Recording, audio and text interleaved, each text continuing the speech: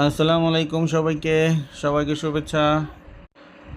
এখন আমরা চলে এসেছি সাদা পাথরের এই যাওয়ার ঘাটে, এই সিলেট অঞ্চলে এর একদম সীমান্ত বলতে পারেন। এই সিলেটের ভোলাগঞ্জ উপজেলায় একদম শেষ সীমান্ত। এখান থেকেই সাদা পাথরের যাওয়ার ঘাট। এই ধোলাই নদ, এটাকে আমরা মেঘালয় থেকে চলে এসেছি, ধোলাই নদের উপর দিয়ে আমরা যাচ্ছি। স্বচ্ছ পরিষ্কার টলটলে পানি। এই দূরে পাহাড় দেখা যাচ্ছে, মেঘালয়ের পাহাড়। দেখতে দেখতে সূর্য পশ্চিম আকাশে ঢলে পড়েছে। এই ধলাই নদের ওপর সূর্যের রশ্মি, চমৎকার একটি দৃশ্যের অবতারণা। দেখতে দেখতে মাত্র 20 মিনিটের মধ্যে আমরা এই পাড়ে চলে আসলাম, সাদা পাথর প্রান্তে। দেখতে দেখতে 20 মিনিটের মধ্যে আমরা চলে আসলাম এই সাদা পাথরের প্রান্তে। বালির উপর দিয়ে হেঁটে যাচ্ছি। বর্ষাকালে এই বালির উপরেও পানি চলে আসে, তখন নৌকা দিয়ে একদম মূল পয়েন্টে, 0 পয়েন্ট যাকে বলে। এই চমৎকার মেঘালয়ের পাহাড়, চমৎকার।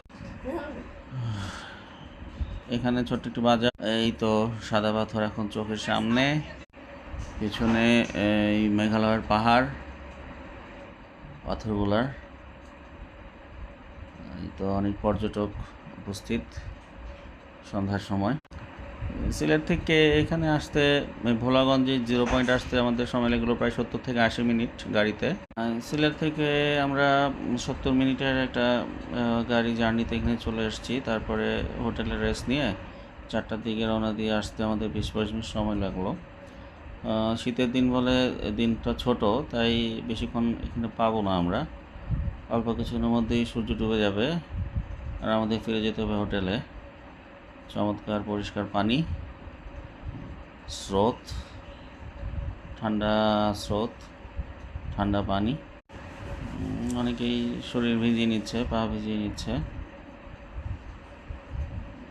শান্ত করা, মন শান্ত করা একটা পরিবেশ, কোলাহল মুক্ত। একটা মসজিদ দেখা যাচ্ছে এখানে, এটা বাংলাদেশের সীমানার ভিতরে পড়েছে মসজিদটি। সুন্দর। সবাইকে ধন্যবাদ।